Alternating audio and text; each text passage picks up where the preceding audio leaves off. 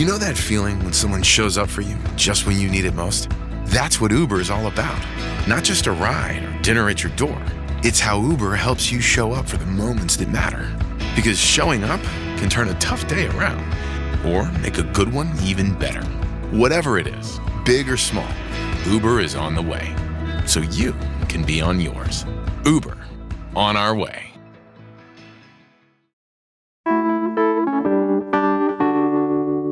School is out for the summer, which means it's time to figure out how to keep the kids entertained, ideally outside. Or maybe like me, you don't have kids, but you have young visitors coming to hang out in Portland and you have no idea what outdoor activities would actually be fun for them.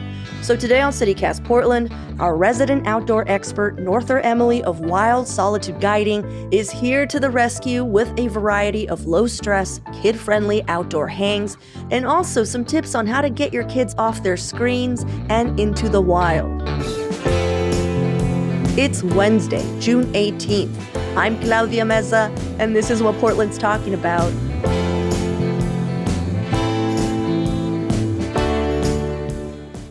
So, I don't know if you were told, Norther, but I have ulterior motives for you being here. Oh, no, I'm not aware. Yeah. Okay. So of course, I want this to be a resource for all the parents listening, but also my 10-year-old niece is visiting me in August.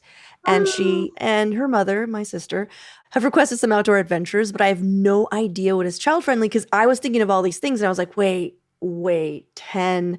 I'm not sure what is appropriate. Like, I'm like, oh yeah, we'll go kayaking. I'm like, that's might be too hard, you know? So if I wanted to start low key and not just throw a literal city kid in the woods, what kinds of outdoor activities do you recommend to keep kids occupied? Like, let's say just close by, like in the city. Sure. I want to start small. Okay. I think that water, especially moving water, has a universal appeal to all children and the children within us. Okay. So, we have a million fantastic parks in Portland to choose from, so there's definitely no shortage there. But I think the places that are most engaging are places where there's like a little creek or like a little river or something moving through. So the part of Forest Park that has a creek, that's fun for kids. The rest of Forest Park all looks the same. Yeah. Just saying. I think the same thing. I enjoy Forest Park, but I think the exact same thing. If you've seen a mile, you've seen the whole thing. Yeah. But I do think the part that has the little creek, is that Balch Creek? I should know this, but I'm not sure. Is it Northwest? Yeah. Where's this trail? Yeah, like one of the ones out of Northwest Portland. Okay. Like the creek runs by like the Witch's Castle. I can see it. Classic. Yeah, because you have to cross over the Yeah. little bridge there. Little bridge thing. That's an engaging part of Forest Park. And I also think that like 10 is kind of a mixed bag. Like you can be young for 10 or old for 10 and have like a pretty wide range of experiences. My daughter is 10 and she's very serious and very mature and very like eye-rolly, Yeah. I think that the Witch's Castle appeals to like some teenage vibes. Okay. Yeah. And that's the Lower Maclay entrance, I believe. Yeah. According to our producer, John. Anything else? That's actually a really good idea because she's 10 and showing my cards here. I don't know her that well. This is like the trip that is supposed to really introduce her to me as like a new-ish adult because like the only thing that she's requested is to go thrifting. Oh, that's fun. Yeah. But the other thing is like, oh, I want to go outside, Yeah.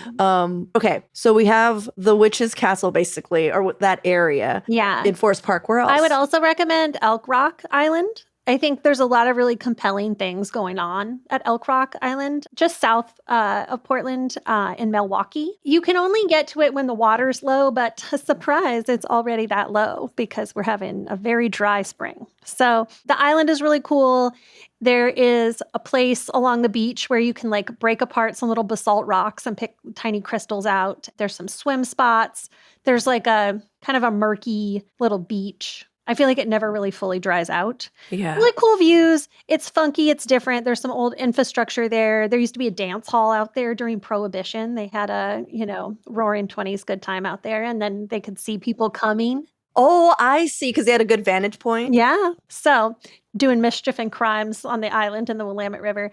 There's a lot going on Elk Rock. I feel like that can appeal to a lot of different people. And I think it's short enough and interesting enough that most kids would like it. I've actually never been to Elk Rock. Okay. And so this would be an interesting thing to do because I don't even think I've never even heard of this place, Norther. Really? I Yeah. swear we've talked about it in an episode before, but maybe I'm wrong. Oh my Maybe I'm God. wrong. Oh no. It's picked up in popularity recently. Okay. It's also come to my attention that hikes are generally not that fun for kids because they find it a little boring and it's hard for them to keep up with their little legs. And that's the fear that I have because that's all I know of what to do outside.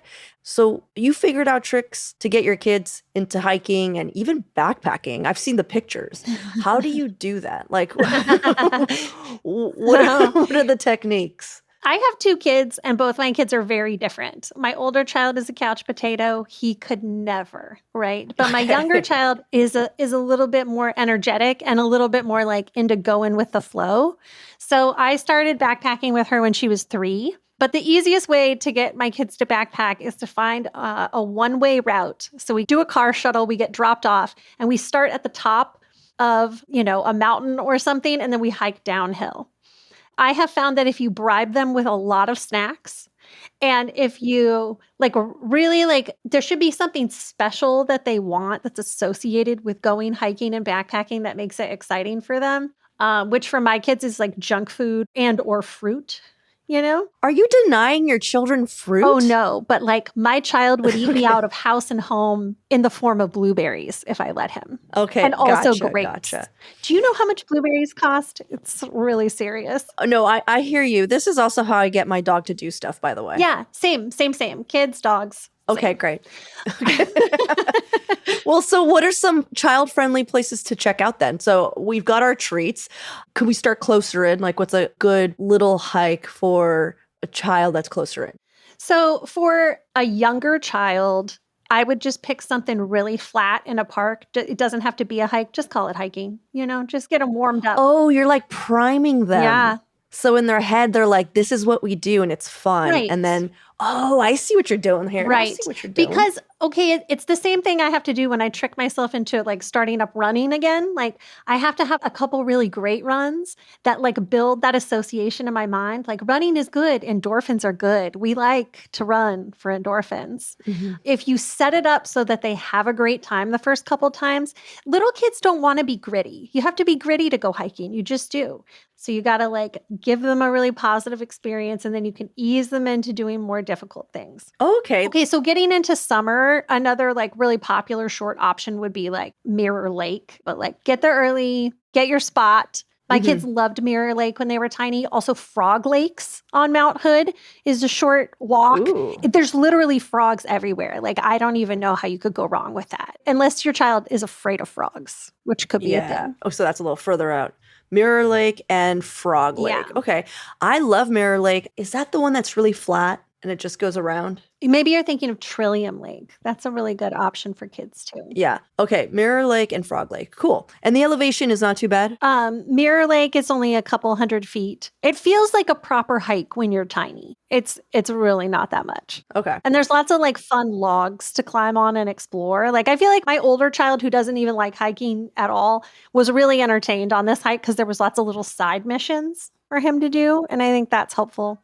Mm-hmm. But yeah, I think if your kid is not at a point where they want to hike more than a couple miles, I would just take them out into the woods to explore an area and call it a hike. Keep it to under a mile. There's lots of fun creeks that you can explore alongside of. Like pick any direction, Mount Hood, Gifford Pinchot, Coast Range, like literally drive in any direction from Portland into the woods and look for a creek and have a time. Okay. If it's an older child and you think you kind of got that set up already and you're ready to like do a harder thing, I would say like lots of top to bottom hikes in the gorge. Pick any trailhead off of Larch Mountain and hike to the bottom. That's been my daughter's favorite backpacking trip that we've done is hiking from Larch Mountain to Multnomah Falls. Okay. Larch Mountain to Multnomah Falls. How many miles is that? It's like 8 miles. It's a lot of elevation loss. It's a 2-day trip. Oh, I'm thinking Yeah. like a couple miles. You could build up to something maybe more dramatic, but don't ever push it with kids because I did that early on and I really shot myself in the foot. And it took me a long time to get my kids back on the trail. Any rails to trails sort of situation could be popular in short doses, but you've got to have lots of scenery and like not very hard of walking. So Yeah. any kind of shorty waterfall option. Okay. All right, well, let's take a quick break here. And when we come back, more kid-friendly outdoor activities.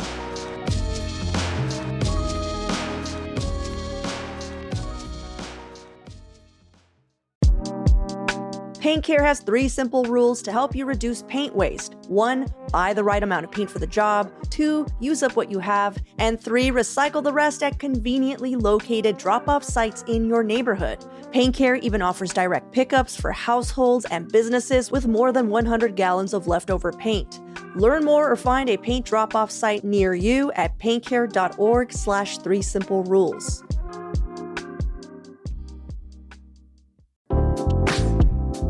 The 2025 Invent Oregon Finals are taking place on Friday, June 27th. It's Oregon's only statewide collegiate invention competition. It's also the culmination of an 8-week program that provides students with essential tools that include funding and mentors to prepare them to present their inventions to their peers and industry experts and key players in Oregon's entrepreneurial ecosystem. They're also vying for their share of $30,000 in cash prizes. So come see some of Oregon's brightest minds battle it out on June 27th at the University of Portland on Willamette Boulevard. Get your free tickets on Eventbrite. The link is in our show notes. This episode is sponsored by Babbel. Have you ever picked a vacation spot based on where you won't need a phrase book? With Babbel, the language barrier no longer has to hold you back. You can start speaking a new language with confidence thanks to Babbel's conversation-based techniques, which quickly teach you useful words and phrases about the things you actually talk about in the real world. Babbel has more than a dozen languages available for you to learn at your own pace, with material tailored to your individual proficiency level, interests, and time availability. I'm David Ploth, CEO of CityCast, and I've been learning Spanish with Babbel. What I really love about learning Spanish with Babbel is that it works with me where I am. The app and the website keep track of what I've learned. They help me review what I probably forgot from last time, and always is keeping me engaged with a new challenge based on actual conversations I might have in Spain or Mexico or Colombia. Especially food conversations, because I love food conversations. So get talking with Babbel. I want you to learn another language, so I'm teaming up with Babbel to give you 55% off subscriptions, but only for CityCast listeners at babbel.com/CityCast. Get up to 55% off at babbel.com/CityCast, spelled BABBEL.com/CityCast. Babbel.com/CityCast. Rules and restrictions may apply. Well, it's hot. What about some water-related activities? Like, let's start with what's the best strategy to get a kid to feel safe and enjoy the water? Because I love being on the water, but again, this is a 10-year-old from suburbs of East LA. I don't want to force a kayak on her or we're going sailing, kid. You know what I mean? Yeah. It's not actually safer, but I feel like paddleboarding can be more approachable than kayaking because you just that is sit on the board. Absolute scariest. Are you kidding me, Norther? Just sit I could not. A paddleboard is so much scarier than a kayak. Why? You need way more balance. Oh, well, you just don't stand up. You literally just sit on it cross-legged and have a picnic. I feel like kayaking quickly runs into the realm of there's technical kayaking skills, but put a paddleboard on a lake, sit there with your paddle. I don't remember the last time I stood up on a paddleboard. That's I see what you're dumb. saying. Why would I do that? It's hard. All my snacks are right here. Yeah. I'm just floating down the river. I think that paddling just in general is really approachable, but maybe don't make it an excursion, but just be we're going to go to this lake. We're going to go to Trillium Lake. We're going to pick a spot. Here's a kayak that we have, make it accessible, but don't I think kids get really overwhelmed by the pressure we put on them to engage in certain activities. I see that with both my kids all the time. They like the idea of something, but you got to give them time to warm up to it and approach it in their own way. That actually makes a lot of sense because you don't want to disappoint your parents. You don't want to look dumb. Yeah. And you're getting to an age where you're becoming self-conscious about your own capabilities, but you don't know how to really articulate that. You're just that's stupid. I don't want to do that. That makes a lot of sense. I see my kids get overwhelmed by people overselling, oh, won't this be so great? Won't this be so cool? And it's just, they get more and more skeptical. So you can't Yeah. hype them up too much. They think it's cringe, Okay. Well, aside from just like going to a lake, are there any other water related activities that you would suggest? Because like the one thing I did come up with, Norther, was just like, oh, what I love to do at her age was look at tide pools, Oh, that's so fun. right? The only thing with tide pools is like the tide is low early in the morning. Oh. So you got to get out there really early or the later part of the day. But the tide isn't usually as dramatic, the second one.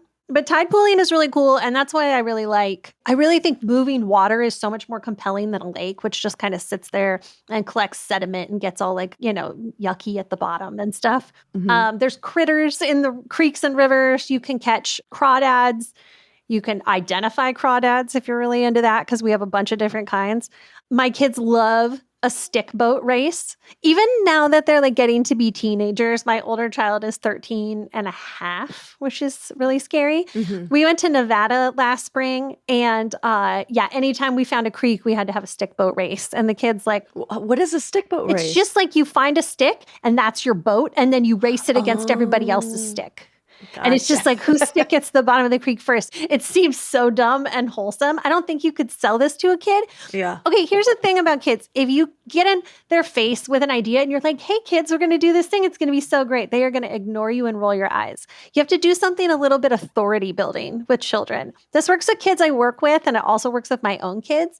Don't tell them about it. Just do it. Just start doing the thing. Just start like looking for sticks and being like, I bet this stick is faster than that one. Like just get on the level with them, doing the thing that you think that they're going to enjoy, and don't try too hard. Let them my come God, to you're- you. Let them ask you. What I'm hearing, Norther, is like, can you just be cool for once in your life, parents? Can you just freaking be cool? Just be chill. Honestly, though. What's a good tide pool area? Because I love the Arch Cape one, but that's so gnarly. Like there's so many rocks and like it's just like kind of crazy out there. Yeah, that is kind of intense. I feel like all the best ones are on the Central Coast, like Otter Rock. North Coast, Norther. Seal Rock. Well, see, the North Coast is very flat. Like the North Coast is why they thought that we could drive cars on the beaches and make it be part of our highway. Hug Point. Hug Point slays yeah, always. yeah. I would also say maybe like Oswald West. That's a fantastic destination in its own right. I feel like kids could get excited about that too. And then I could tell her all about Oswald West. This is great. She's going to love it. She's going to love your history She's lesson. going to love it. Yeah. Okay. Well, what about some low cost, low stake outdoor activities with kids? I know you told our producer that your number one kid friendly outdoor strategy are hammock hangs. Hammock hangs. How does that work?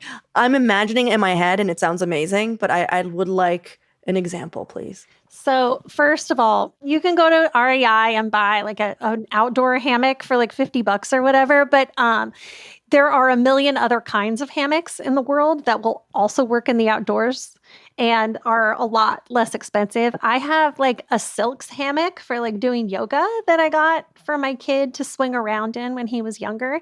I think I paid $12 for it. It's a little goofy. It looks weird. It's a little too stretchy, but you make it work. Just get some straps and some carabiners. You can watch a YouTube video on like how to hang a hammock and how to tie a knot. Or if you have some old climbing gear laying around or some carabiners or whatever, you can just clip everything together. I thought that hanging the hammock up would be harder. I think certain people have always made it look hard, but it's actually incredibly easy. You just sling some trees. Mm-hmm. Hanging a hammock over a creek is a really great way to stay cool in the summer when it's hot, especially if you are in the vicinity of a creek that is far too cold to actually touch. Like, I'm thinking of the Mackenzie River specifically when I say this, but like there are some creeks around there that just come right out of the ground 34 degrees. Yeah. And it like burns your skin to put your hands or feet in it. That's the perfect thing. That's like nature's air conditioner. You just hang your hammock over that creek and just lounge. Sometimes I just take my hammock out into random spots in the woods. We'll get some snacks and have a picnic, and I'll tell everybody to bring a book, and we'll just hang out and we'll swing in the hammock and we'll eat strawberries and we'll read books all day. Very chill. That sounds nice. Yeah. It's also a good option for just like lake or river days. If you can like set a hammock up, like sometimes it gives, especially little kids that are like real busy in their bodies and they always have to be moving, swinging back and forth on a hammock is like a really good way to burn off some of that energy and get them to move some of that stuff through, especially if you don't want to be in the water with your young children all the time. Because if your kids are in the water, you got to be in the water too. Yeah. The only exception to this would be like, I always preferred to take my kids to creeks that like weren't deep enough to drown in, but have enough water for you to play in. And then I like don't have to worry if you're going to drown while I'm putting peanut butter on a piece of bread. Yeah. The White River and like a lot of the snow parks up on Mount Hood have a creek nearby. And those are all really bare entry level kind of places to pull up. You can just set up some chairs next to a creek and just chill. Yeah, those are some good water activities. How do you plan an ideal kind of just lazy camping trip with your kids? Because I get stressed out just thinking about planning a camping trip for myself. Sure. You know, like I'm like, oh my God, I got to book it. I got to do this. And then just the thought of throwing a kid in the mix, like, no, thank you. How do you do it, Arthur? I think choosing the time when you have the bandwidth is the first step towards success. If you don't have enough executive functioning points for everybody in your family to go camping, just like don't go camping that time. Wait until you're ready to do the thing because it is harder. And especially if you have like tiny, tiny kids, I would think really carefully about what experience you want to get out of it because like camping with a child that's still in diapers sucks. So don't do your normal life responsibilities, but like on challenge mode in the woods. Wait till it's fun. Yeah. That being said, I mean, kids don't need anything different than we do once they get to be a little bit older, like elementary school age or whatever. You got to be ready with good snacks and you got to keep them warm. Other than that, my kids didn't even have sleeping pads until they got older because they're just made of rubber bones and they can sleep on the ground and they never complain. So having a tent big enough for everybody is a good start. When my kids were little, I had a 2-person tent that fit all 3 of us, and that was really chill. Other than that, just like pack up a car, just like any other camping trip you go on by yourself, drive out into the woods and find a nice dispersed spot. So if your kids want to scream, they're not disturbing 60 other families in the state park. And then you have privacy to just kind of like let your kids be kids and deal with whatever comes up. Any undeveloped area of the national forest will do just fine. So Gifford Pinchot has 8,000 dispersed campsites, probably. Mount Hood National Forest has a lot of dispersed campsites. Also, the entire Coast Range is pretty much open to dispersed camping. So lots of great creeks in the Tillamook. My kids always really liked Gales Creek, which is like the first kind of recreation stop on Highway 6 when you're going out towards the coast. Not a lot of water in that creek. There's just a few places where you can kind of get right up to the edge, but we would just hang out on a little sandy sandbar all day and like forage for berries and eat some snacks and stuff. Yeah, that sounds nice. I mean, to me, it seems like as long as you're relaxed, the kids are relaxed. Yeah, but if they're really bugging you a bunch, like it's hard to be relaxed. So you have to come with the right energy. There are times where I like really, was planning to take my kids somewhere for the weekend and they just, one of them's just too grumpy and I'm tired and I know deep down in my heart that nobody's going to have fun if I can't carry the weight of everyone having a good time. Did you just turn that car around? Oh, I just don't even get in it. Like what? It's because it's the packing and the getting ready to go and getting everybody hyped up about it. And yeah, if you don't have the bandwidth for that, just like stay home, do something chill. Just go to the park, go to the witch's castle. Oh, man. Well, I appreciate you taking the time and giving us some ideas, giving me specifically as well some ideas of what to do with a child in the summer. Yeah, people listening, do you have any tips for a city kid, 10-year-old coming to visit? Like any cool places that you would be like, yeah, this is where you should take a child who might be too cool for school? I mean, seriously, what 10-year-old is like, can you take me thrifting? Like, I'm already intimidated. That's like, so I'm already cool. Just like, oh, she's going to think I'm such a dork. Well, that's what people come to Portland to do partly too. That's part of our reputation. The fact that she knows that though, at 10.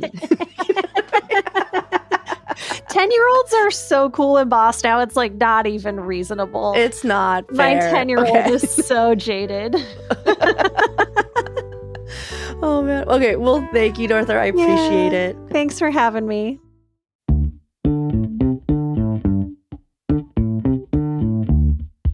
That's all for today here on CityCast Portland. Thank you so much for listening. Our podcast production team this week was John Atariani, Julia Fiaioni, Natalie Rivera, and Selena C.A. Reynolds. Our Hey Portland newsletter editors were Rachel Monahan and Adrian Gonzalez, and our host is me, Claudia Meza. Original music by Jenny Conley and Stephen Drizos. Additional music by All the Kimonos and Carl Christensen, as well as Sarah the Instrumentalist, Timothy Infinite, and Gregory David, courtesy of Epidemic Sound. We're off tomorrow for Juneteenth, but we're coming back on Friday with a special edition of CityCast with all the hosts from across the country. It's going to be a lot of fun. Until then, see you at Slim's.